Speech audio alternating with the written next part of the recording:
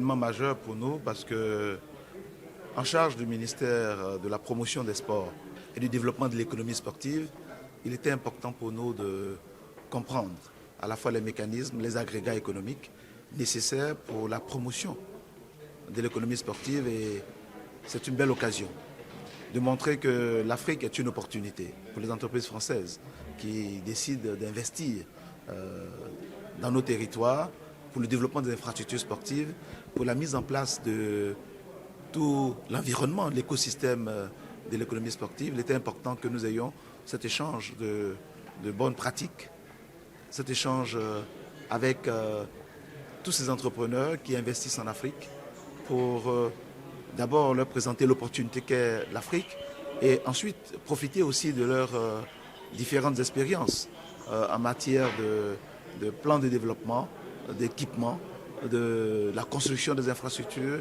de la formation des hommes. Et donc c'est pour nous une belle opportunité ce jour d'échanger avec le monde des affaires, en particulier ceux qui investissent dans le domaine de l'économie sportive. Mais c'est d'abord la confiance. C'est la confiance et c'est une meilleure connaissance des acteurs. Quand on veut développer une affaire, il faut d'abord se parler, il faut se connaître les opportunités, mieux les apprécier et puis connaître les hommes. Aujourd'hui, l'Afrique a un vaste champ à construire en matière d'infrastructure, d'équipement, de formation des hommes. Donc l'Afrique a besoin d'échanger avec ses partenaires. Désormais, pas seulement en tant que consommateur, mais comme en tant qu'acteur. En tant qu'acteur capable d'apporter à la fois ses intelligences, son énergie, mais aussi profiter de cet échange fécond entre l'Afrique et la France pour construire quelque chose de spécifique à nous-mêmes.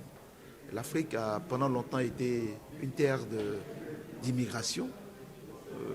Les populations allaient en immigration parce qu'elles s'imaginaient que le bonheur se trouvait de l'autre côté de l'Atlantique. Mais en fait, ce bonheur, il faut le construire dans nos territoires parce que nous avons les matières premières, nous avons le manpower, nous avons les hommes qu'il faut pour construire tout cela. Il nous faut mettre simplement en place l'environnement.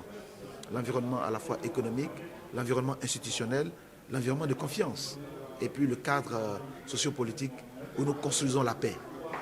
Parce que c'est tout cela qui va permettre de rassurer les entreprises qui veulent investir dans notre continent et de venir partager leur expérience avec les entrepreneurs africains qui, eux aussi, aujourd'hui plus que jamais, veulent construire leur continent avec leur intelligence et leur force. L'audace se traduit par la confiance que nous devons avoir en nous-mêmes.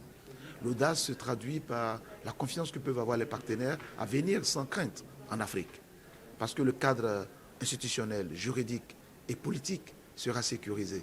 Donc l'audace, c'est de sortir de nos clichés habituels, de voir l'Afrique comme une terre de misère, une terre de guerre, une terre de rupture. Non, l'Afrique aujourd'hui est, par ces jeunes générations, une terre d'espérance, où nous pouvons sortir des anciens clichés et construire quelque chose de fort. C'est là que se trouve l'audace. L'audace, c'est de faire confiance en l'avenir, aux jeunes générations, à leur capacité à sortir des clichés du passé et construire une Afrique désormais qui a la tête haute, qui a ses richesses, qui a ses compétences et qui veut se construire, mais sans complexe, en relation gagnant-gagnant avec la France aujourd'hui, avec tous les pays du monde.